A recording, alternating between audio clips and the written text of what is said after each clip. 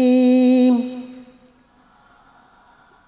بسم الله الرحمن الرحيم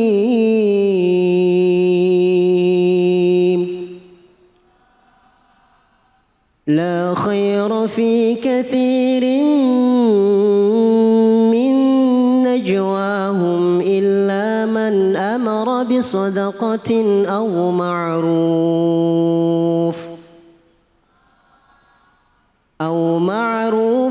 أو إصلاح بين الناس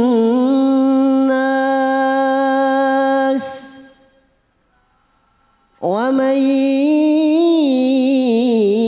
يفعل ذلك ابتغاء مرضات الله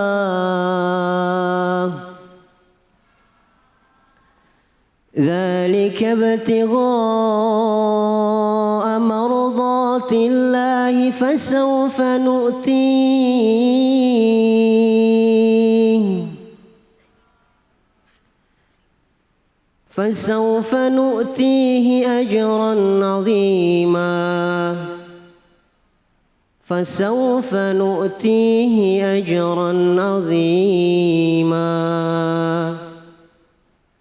صدق الله العظيم.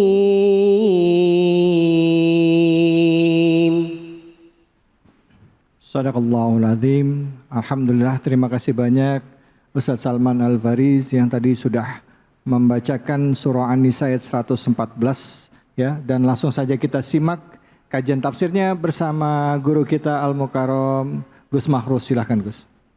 Bismillahirrahmanirrahim. Terima kasih jazakumullah khairan kepada MC Ustadz David Khalik dan kepada qari kita Ustadz Faris.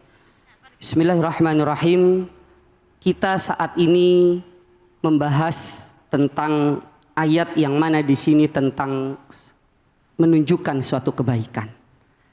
Pada ayat ini dalam kitab tafsir, baik tafsir Jalalain, tafsir Imam Razi, dijelaskan bagaimana untuk melakukan suatu kebaikan itu terdiri dari dua unsur, yaitu unsur memberikan manfaat kebaikan itu tersendiri atau menjauhkan dari mara bahaya dalam melakukan kebaikan itu tersendiri. Tadi yang pertama, bagaimana ketika kita ingin melakukan kebaikan ada manfaat maslahah dari kebaikan itu sendiri dan tidak adanya bahaya dalam kebaikan itu sendiri. Maka mungkin kita sering dengar orang niatnya baik tapi caranya tidak baik. Yang terjadi adalah pemahamannya pun dan hasilnya juga tidak menjadi baik. Contoh mungkin adik-adik ngelihat adiknya sedang bermain terus jatuh. Spontan kalian mungkin ada yang marah. Tuh kan dibilangin jangan main-main, jatuh kan? Ini adiknya kalau dibilangin dengan nada tinggi, marah apa tidak? Nangis tidak? Kaget tidak? Kaget.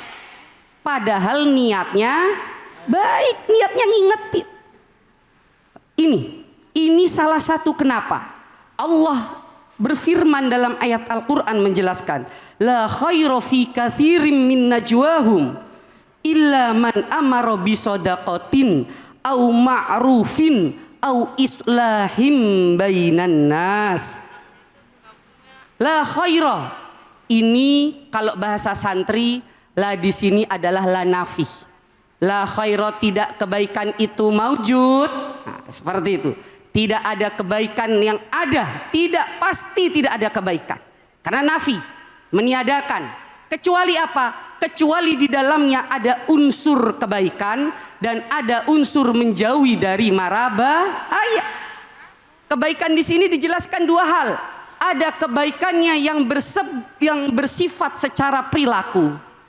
Ada kebaikan yang bersifat secara harta. Allah menjelaskan bersifat yang dengan kebaikan secara harta di awal.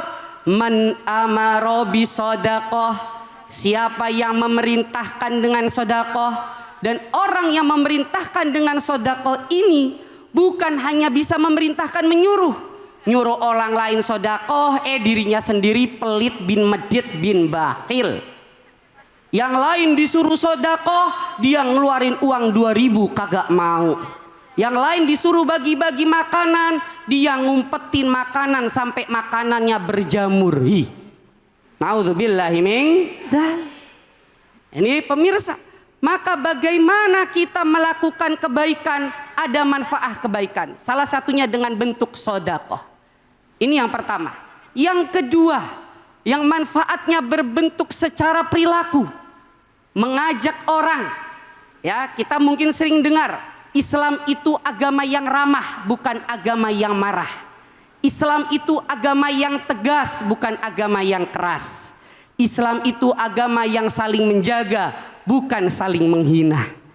Maka inilah bagaimana dalam perbuatan kita mengayomi satu dengan yang lainnya. Au ma'rufin. Arti ma'ruf di sini adalah dalam tafsir Jalalain dijelaskan amalubir, perbuatan yang baik. Baik menurut siapa? Baik menurut Allah, baik menurut sesama manusia. Baik dari hablum minallah dan baik juga hablum minan nas. Karena apa? Karena banyak baik cuman menurut manusia. Contoh apa?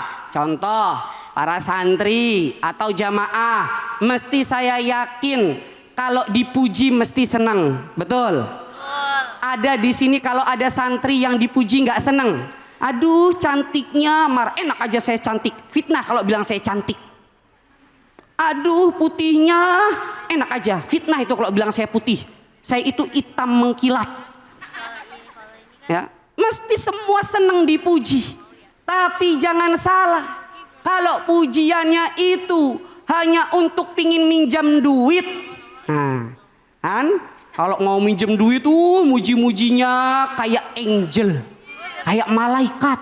Giliran ditagih susahnya kayak ngadepin pocong. Susah ditagih, ngilang terus, lompat-lompat terus. Kadang-kadang lebih galak yang ditagih. Betul?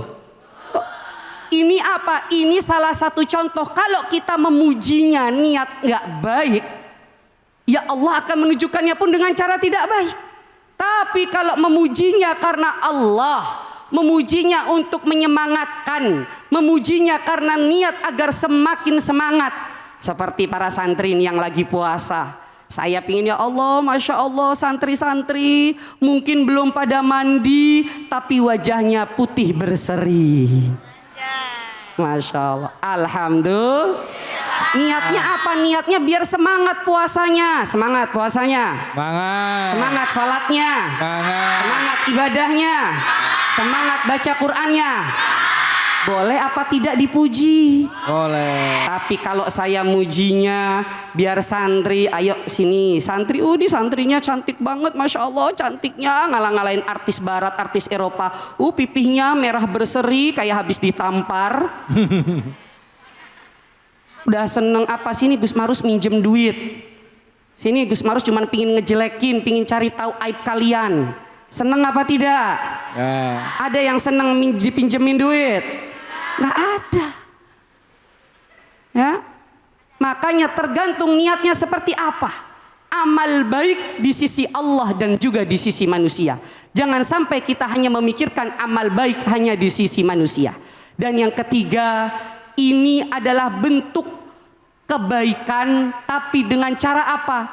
Dengan cara jauhi mafsadah, jauhi mara bahaya, jauhi kerusakan, jauhi kebencian. Karena kebencian bersumber dari syaitan. Apa? Au islahim di sini, yaitu berbuatlah kebaikan, berbuatlah kedamaian, berilah kedamaian. As-sulhu khair, sulhu perdamaian itu baik. Bagaimana kita bisa menjaga perdamaian antara manusia? Karena kedamaian itulah yang diajarkan oleh Allah. karena kedamaian itulah yang diperintahkan dari Allah kepada Nabi Muhammad SAW. Ya. Maka para santri, jangan hanya kita mau melakukan kebaikan, tapi kita tidak jauhi kerusakan, apalagi kebencian. Ketika kita ingin melakukan kebaikan, jangan lupa harus disertai dengan bagaimana jauhi kebencian, jauhi amarah, jauhi permusuhan. Karena permusuhan itu bersumber dari syaitan. Ini dari kami. Terima kasih. Baik, alhamdulillah, terima kasih banyak Gus Mahrus. Silahkan, ada yang mau bertanya tadi? Ya, yang pertama. Silahkan pakai mic-nya, langsung pertanyaannya ya. Namanya siapa? Assalamualaikum warahmatullahi wabarakatuh. Waalaikumsalam warahmatullahi wabarakatuh. Maaf Gus, perkenalkan nama saya Nakia Syahla Gunawan. Ingin bertanya, bagaimana kalau kita mengucapkan perkataan yang menyakitkan? Apakah itu dosa sebelumnya?